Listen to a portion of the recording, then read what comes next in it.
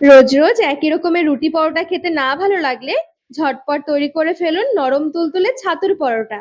বাড়িতে যদি একদিন এরকম একটা পরোটা বানানো হয়, সবাই দেখবেন এত খেয়ে খুশি হবে, ভাবতেই পারবেন না। সাথে পরোটাগুলো এত নরম তুলতুলে তৈরি হবে, বানিয়ে ঘন্টার পর ঘন্টা রাখলেও কোনোভাবে শক্ত হয়ে যাবে না। পরোটার স্বাদ এতটাই হবে, দেখবেন শুধুই খেয়ে নেবেন। নমস্কার বন্ধুরা, নতুন একটা পর্ব দেখার জন্য আপনাদের সকলকে স্বাগত জানাই। আজকে তৈরি করে দেখাবো ছোলার ছাতুর পরোটা। এই গরমে একবার হলো সকালের জলখাবারে পরোটা বানিয়ে দেখতে পারেন, খেতে বেশ দারুণ লাগে, সাথে একদম হেলদিও হবে। চলুন, আশা করছি আজকের রেসিপি অনেক ভালো লাগবে। ছাতুর পরোটা বানানোর জন্য সবার প্রথমে ডো বানিয়ে নেব। নিয়ে নিচ্ছি 2 বাটি ময়দা।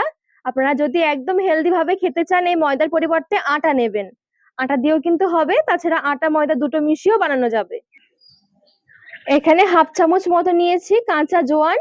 জোয়ানটাকে এভাবে হাতে ঘষে একটুখানি দিয়ে দেব। সাথে দিয়ে দিচ্ছি লবণ, একটু ময়াম দিয়ে নেব। তো 2 চামচ মতন সাদা তেল দিয়ে দিচ্ছি।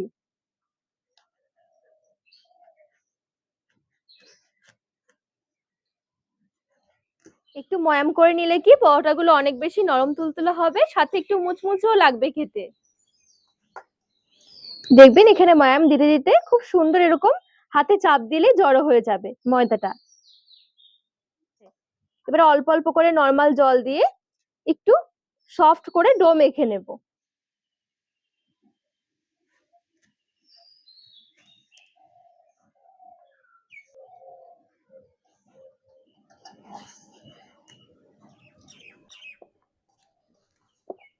সুন্দর করে অল্প অল্প করে জল দিয়ে মেখে নিয়েছি। ডোটা অনেক বেশি শক্ত করে নিয়ে আবার যে অনেক বেশি নরম এমনটাও নয়, ঠিক মাঝামাঝি টাইপের একটা ডো মেখে নিতে হবে। ঢাকা দিয়ে একটু সাইডে রেখে দিচ্ছি, ততক্ষণে ছাতুর পুর বানিয়ে নেব। এবারে একটা বাটি মেপে 1 বাটি নিয়ে নিচ্ছি ছোলার ছাতু।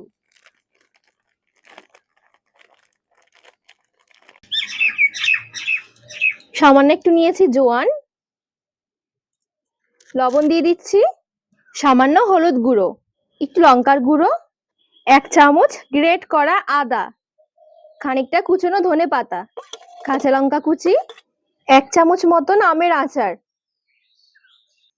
1 চামচ আচারে তেলও দিয়ে দিলাম, আর সামান্য একটু কাঁচা সর্ষের তেলও দিয়ে দিচ্ছি। সমস্ত কিছু হাতে এবারে ঘষে ঘষে মেখে নেব। একটু ঝুরঝুরে করে মাখতে হবে। তো এখানে বেশি শুকনো মনে হচ্ছে, উপর থেকে অল্প অল্প করে একটু জল দিয়ে দিচ্ছি।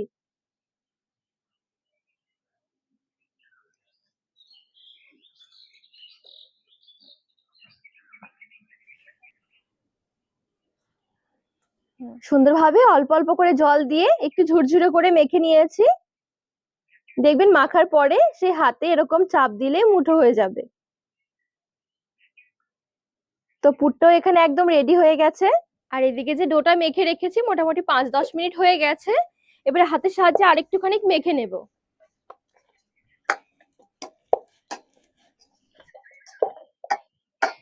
একটু মেখে নিয়েছি, দেখুন আগের তুলনায় কত সুন্দর সফট হয়ে গেছে ডোটা। এবারে ডো থেকে ছোট ছোট করে লেচি বের করে নেব। বেশি ছোট নয়, আবার খুব বেশি বড়ও নয়।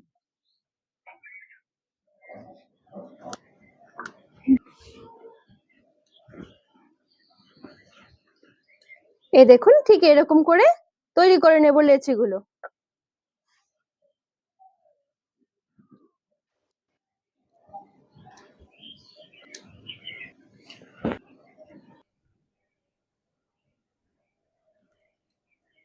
তো সুন্দর করে সমান ভাগে আমি লেচিগুলো ভাগ করে নিয়েছি। এবারে একটা লেচি হাতে নিয়ে এভাবে করে একটু বাটির মতন করে নিচ্ছি। আর বাটিটা করার সময় সাইড থেকে পাতলা করতে হবে, মাঝখানে নয়, তাহলে কি বেলতে গেলে আবার ফেটে যাবে। এই সাইড গুলো এভাবে করে একটু পাতলা করে নিতে হবে। এবারে এখান থেকে 1 চামচ মতন ছাতুর পুর নিয়ে এখানে নিয়ে নিচ্ছি। সুন্দর করে মুখটা বন্ধ করে দিতে হবে।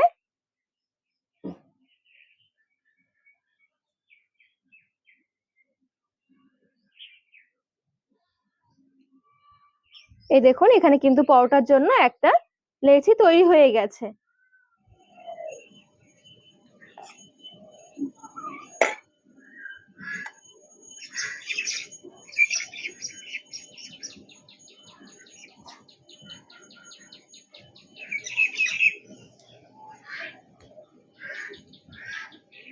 বাকি লেচিগুলো ঠিক এইভাবে করে বানিয়ে নিচ্ছি।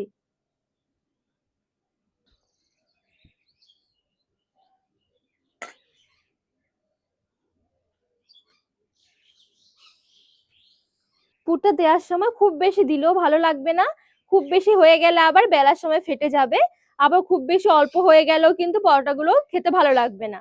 সেই জন্য মাঝামাঝি টাইপের একটু পুর দিয়ে তৈরি করে নিতে হবে লেচিগুলো।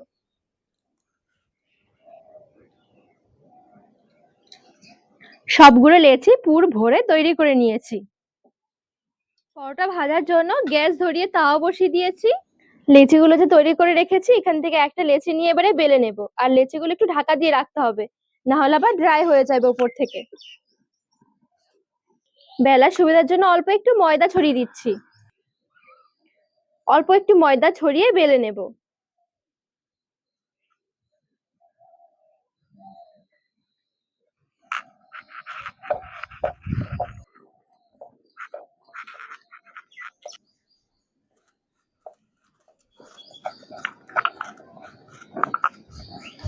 এই দেখুন এখানে পরোটাটা আমি সুন্দরভাবে বেলে নিয়েছি। শুকনো তাওয়াতে এবারে দিয়ে দিচ্ছি।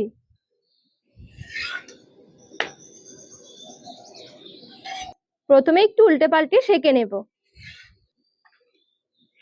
অল্প একটু তেল দিয়ে দিচ্ছি। তেলের পরিবর্তে ঘি দিয়েও পরোটাগুলো ভেজে নিতে পারেন।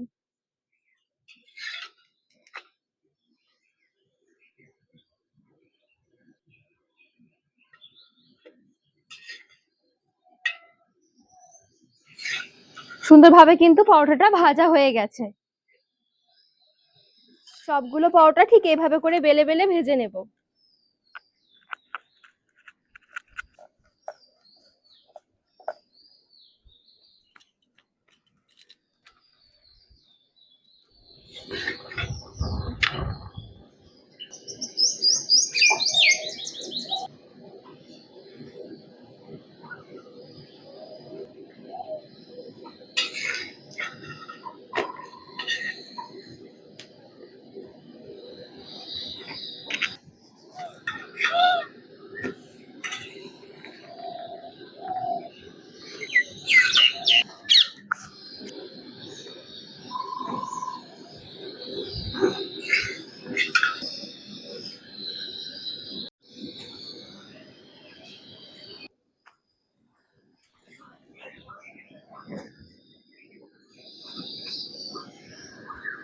দেখুন সবগুলো পরোটা আমার ভাজা হয়ে গেছে।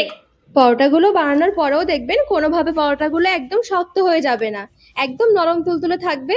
তো সুন্দর করে এখানে একটা থালায় সাজিয়ে নিয়েছি। সাথে খাওয়ার জন্য কোনো কিছু দরকারই পড়বে না, চাইলে একটু আমের আচারে রাখতে পারেন। ভীষণ মজার এই পরোটা খেতে। আর দেখুন কত সুন্দর নরম হয়েছে পরোটাগুলো।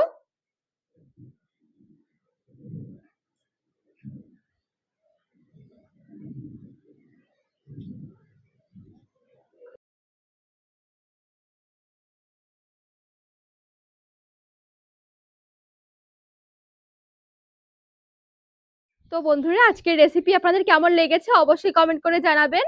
আর রেসিপি ভালো লাগলে চ্যানেলটিকে সাবস্ক্রাইব করে পাশে থাকার অনুরোধ রইল।